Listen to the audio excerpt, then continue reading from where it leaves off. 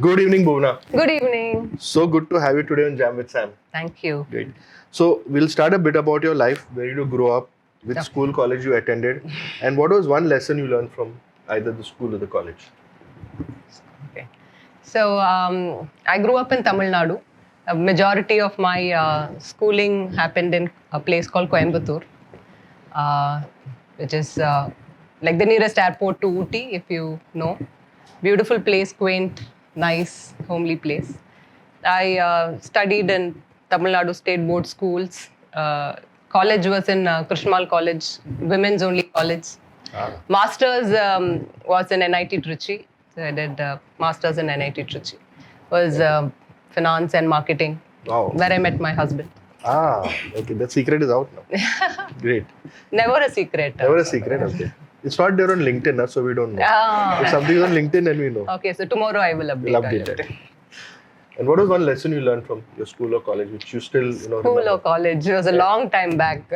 Something you remember, some teacher who was like, or something like that. I don't know. So in school, it's a strange habits were there, right? So you have to all stand up on the bench, and everybody would get beaten with kuchi and all that stuff. So more than what I learned, I had to unlearn while parenting the child, that those things don't work anymore. It seemed to have worked in our generation, doesn't work anymore, and I still struggle with those carryovers, right? Those scars. Great. Yeah, but Great. So something about your family, your parents, your siblings. okay. My parents, father passed away in 2002. Mom lives between Bombay and Coimbatore. She keeps shuttling. She was a very entrepreneurial woman. She was running multiple businesses. She was running a hostel. She's running her own food, packaging industry. So she was one of those be there on the face kind of a person, very excited, enthusiastic, exuberant person. Siblings, I have a sister who's a teacher in L'École Mondiale School. She's head of biology department in L'École Mondiale. L'École Mondiale, yeah. Oh, Jew, okay. Yeah. Anybody looking for admissions can check that out. Yeah, sure. She's married. She lives in JVLR. JVLR, okay, nice. And your... Of course, I'm married too. waiting for that. Yeah, and I have a son who's 14 years old. Okay. My in-laws also stay with us. Okay, great. And something about your husband? My husband, Shreeram, we studied together. He's been a banker all his life and been in lending side of financial services. Both of us started off in automobile. While I joined Tata Motors, he joined Maruti. And then he moved on to Standard Chartered and I moved on to Sundaram Finance. So we've had a parallel run in our careers. And right now, I'm an entrepreneur. He's also an entrepreneur. So he runs a fintech company called Fundly, which is into working capital lending for retailers, pharma retailers, families. Did I say that right? Okay. Pharma supply chain. Great. Okay. So now tell us briefly about your journey. So in case you're looking at funding that company, he can make a pitch. Okay. So tell us something briefly about your journey before House of Alpha. And you worked in a couple of companies, and which is one which you really enjoyed?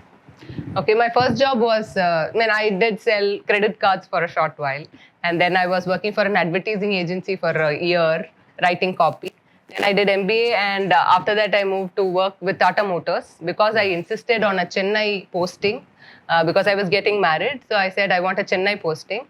They gave me a heavy commercial vehicle sales posting in Chennai, which is not even a Tata Motors market. Tata Motors are leaders in the rest of the country, but very small market share in Tamil Nadu because Ashok Leyland was the leader there. So they put me in HCV sales. I was probably the only woman heavy commercial vehicle sales person in the country, going with all the truck drivers and doing this Chennai, Vellore, Kanchipuram kind of stretches on these empty chassis, right? So you go test drive and all that stuff. So that was my first 2 years in sales. So I was in sales. I'm not an engineer. I don't understand torque. I don't understand horsepower, nothing, but I went and sold commercial vehicles. It was my first job, and that was the most impactful. My learning curve was the steepest. I had an amazing boss. So he taught me a lot about sales. And then I moved on to Sundaram Finance. I worked with them for a couple of years in lending. And that's when I was introduced to financial services as an industry. I wanted to fix my own life. We were getting frustrated with not moving ahead. Despite having good jobs, our wealth was not growing because we had a lot of loans. So it is obvious our wealth won't grow. But while I was trying to fix my own life is when there were no financial planners at that point. I'm talking 2004. There was nobody in the industry that we could go and ask. They were primarily LIC agents or some brokers, distributors. So I realized that I have to fix this myself, so I have to learn. So I did my certified financial planning course, basically to fix my own life, and then started doing this for other people, little by little. Then I moved on to Wealth Advisors India, which was then taken over by IIFL. So they were a fairly aggressive wealth management company, worked with them for a couple of years. Then I did a few entrepreneurial experiments which all failed. So then I came to Bombay and worked with a company called Freedom Financial Planners. This was an entrepreneurial experiment by my boss which failed. So then he sold his company and I moved out. Then I started my own practice. So in 2016, I started my own mutual fund distribution practice.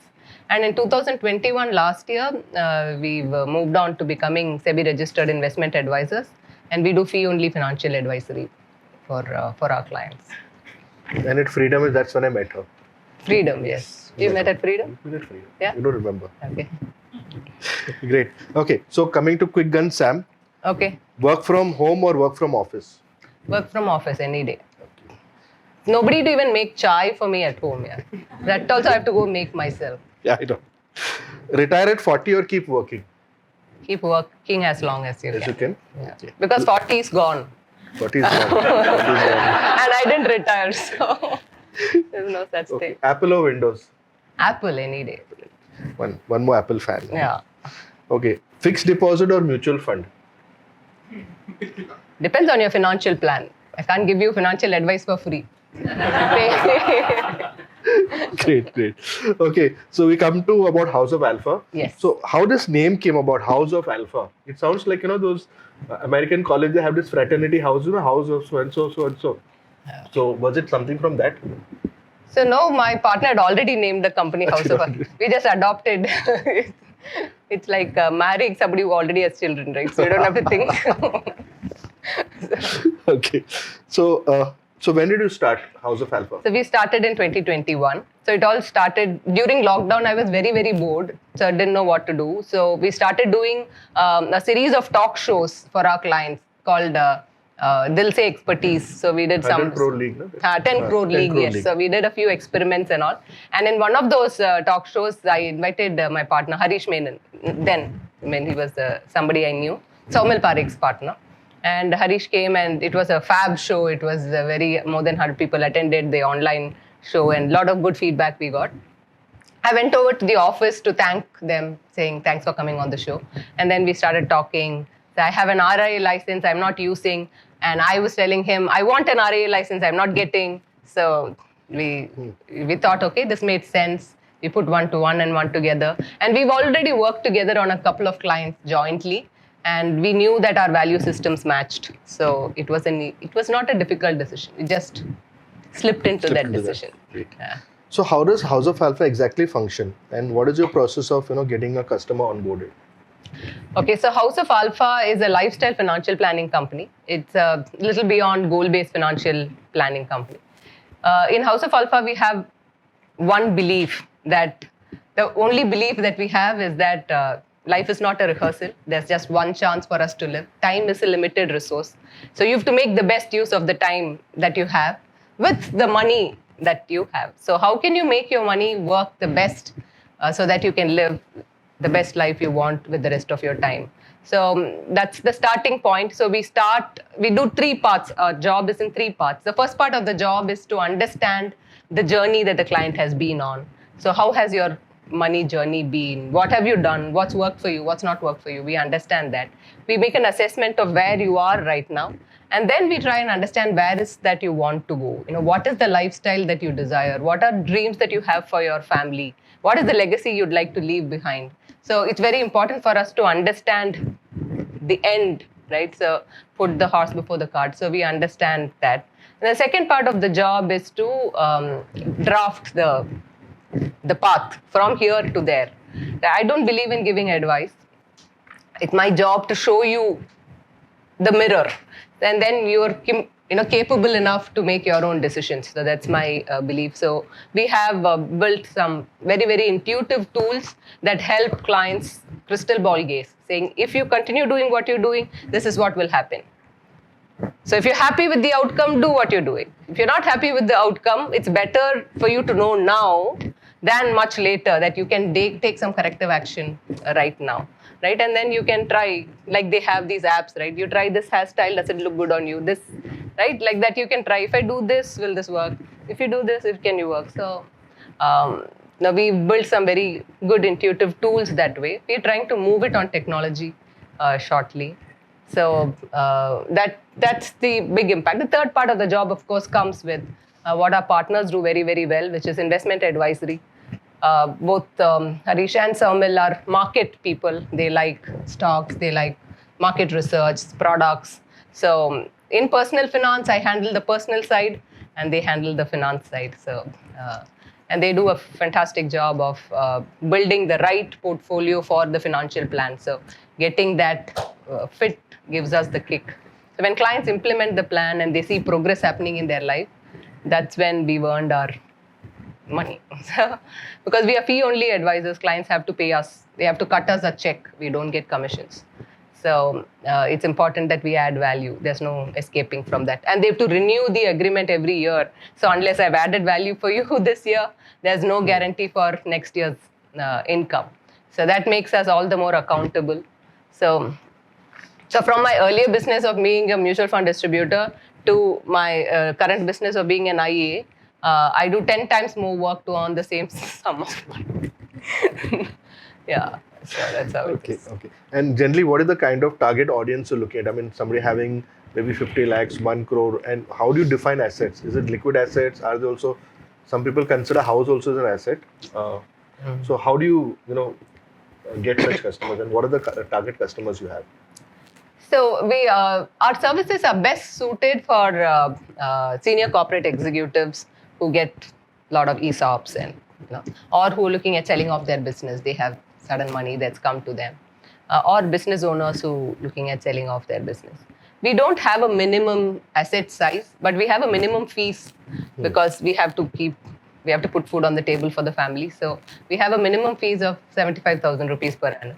So it makes a lot of sense for clients if they at least have 75 lakhs, because that will work out to 1% fees.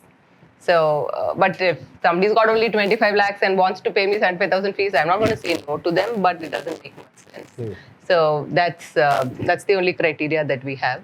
But more on an average, clients with about 5-6 crores work with us, find the most value for us. We also have a cap in the fee. So I know that the work that I do for a 1 crore client and the work that I do for a 10 crore client is not 10 times. So I can't justify a 1 lakh fee and a 10 lakh fee.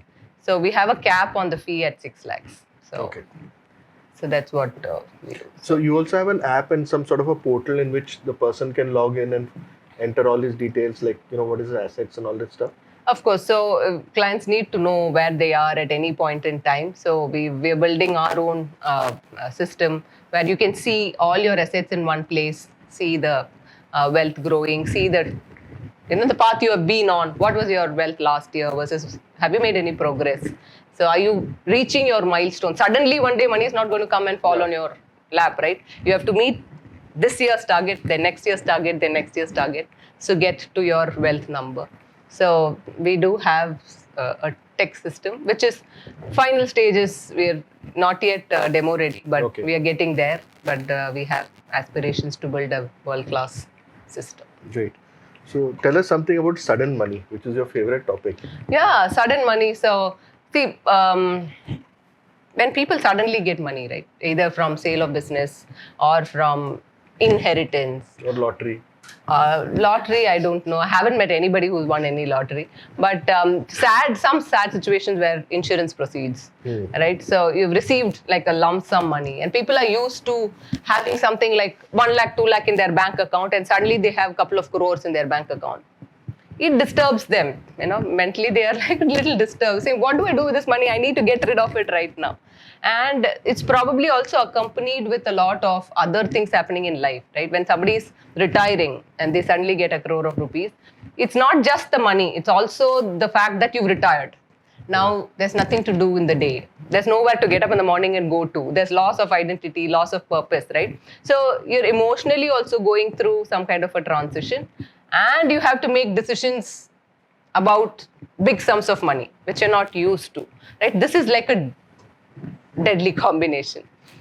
Usually all sudden money come with some transition, right? It goes along with some other event in life, right? So while handling the personal side of money, this becomes very important. People make really bad decisions when they are not emotionally in the right state of mind. And almost 95% of the money decisions that you make are emotional decisions. You can think for yourself, what was the last money decision you made? Could be purchase of a house or a car or a purchase of a jacket or an iPhone or whatever. Did you think logically while making that decision, or did you take an emotional decision? Right? Almost 95% of money decisions are emotional decisions. And when you're not in the right state emotionally, you're likely to make big mistakes. Like retirees, there is a research that says people who retire and suddenly get money, they run out of money in 7 to 8 years. Because you're feeling very liberal. Suddenly you have money, so you're just handing it over. And then you're going on long, long trips. And then, all of those fancy things because you have a lot of time. And there's no plan to how to make the money last. So these are reasons why money runs out. Interesting. Okay, you also support social causes like Save Our Soil and writing for students with learning disabilities at the exams. Tell us something about that. Yeah, Save Soil is an initiative by Sadhguru which I support. And I scribe for children with learning disabilities. So we have a school in Thane called Atman Academy, which there's a lot of people with children with learning disabilities attend that school. It's a beautiful school, small school, run in a very quaint setup, and run by a very exciting woman, very entrepreneurial woman. So I help the children write exams. So I've written 10 standard board exams for children with learning disabilities. So it's a different set of experience. Beautiful experience, sometimes very frustrating also. But nice. Yeah. So how do you use social media for HOA? For the last about a year or so, you've been using social media for HOA and also to personally grow your brand. And also tell us something about fundamentals. Fundamentals, yes. So Sam has been a big help for us in all our social media initiatives. He's helped us put videos and podcasts together. So we are, I was meeting Neeraj, you saying about content-based marketing, right? So we're also big on content-based because we don't have any raw material to sell. It's our knowledge, it's our, it's ourselves that we are selling. So how will people know what we are capable of unless we go out there and put content out, right? So we do a lot of content-based marketing. We blog, we make videos, we do podcasts. Our podcast is called Fundamentals. We've done about 14, 15 podcasts now, interesting topics. I'll share one of our today's podcast that we put out there was one with Somil. Somil finally spoke, na? In the, sneak peek into a derivative trader's mind. You should know how that mind works. It's one hatke se. They're not normal breed of people like other people. They're all one separate set. So what really happens in a derivative trader's mind was something we did a podcast on. We've done a lot of very interesting content which gets us some traction. It helps us build credibility. People think of us as somebody who subject matter expert. I've had friends who come and say, yeah, I do have a financial advisor, but I'd like to run it through you. Just a second opinion because they think I know a little more. So while I would like to tell them I know nothing more than the other person, but why will I do that? So yeah, sure. So it helps us build credibility. So if not this, what you're doing today, what would you would have liked to be in a different form? Some other job would you like to do? So I always wanted to do journalism. It was something that I wanted so much to do. In 2000, after my BCom, I wanted to apply. I even got admissions in Symbiosis Institute of Media and Communication, SIMC. So I wanted to do that. Somehow But I think she's doing a fabulous job. You should look at the content which she writes. I mean, I've got to see. There's no full stop there. There's no comma there. Like, and the way change this word, change this. She's so good at writing content. I mean, you should check out some of the content Thank which she you. does. Thank And you. the podcast, like, I will go there, and she's already got the ideas ready. So only one. Harish is very good. She's also very good. Like, you have to pull the moment Somel sees me in the office. He will just take his bag and go because he says he's going to catch me to record some podcast or video. I don't want to do that. Finally, we got him to do one. Yeah. Fantastic podcast. Please catch it. It's wonderful. It's called Fundamental. It's on Spotify, so you can just check out podcast and you can do it. Great. And what is the advice? This is the final question. What is the advice you would give to someone who's maybe, they start earning about 25, 26, and these kids who are there, like, want the latest iPhone, want this. What is the advice you'll give them? What is the advice you'll give to someone at 40? What would be the difference in advice you give both of them? Considering today's millennials and, this Gen Z and all that stuff. No, the millennials today, I think, are a lot more responsible than we were when we were that age, right? They are a lot more sorted. They have clarity on what they want to do in their life. So we get a lot of millennial clients, and they stomp me with how focused they are. They want to save, they want to invest, they want to put away a percentage of their income. They want to retire at 40. So all of us did have this dream of retiring at 40, I think. But millennials, I mean, if you have to give like one word advice. So one thing that I would only tell a millennial is that every paycheck that you get is not for just you. The paycheck has two parts to it. One part is for the 25-year-old you, and the other part is for the 65-year-old you. So if you borrow the money that's meant for the 65-year-old you and spend it today, then you will blame this 25-year-old when you become 65. So to keep that responsibility. Very good. So somebody who's 40, then depends on what they did between 25 and 40. The advice will depend on that. So, Great. And how late it is or how early it is to start saving. And saving by means, I'm not talking fixed deposits and all that stuff, like fixed deposit, like I was recently seeing an illustration they made on water tank, they made fixed deposits and something else was there. Like a water just going down the drain, fixed deposit and PF, I think, it's just water going down the drain.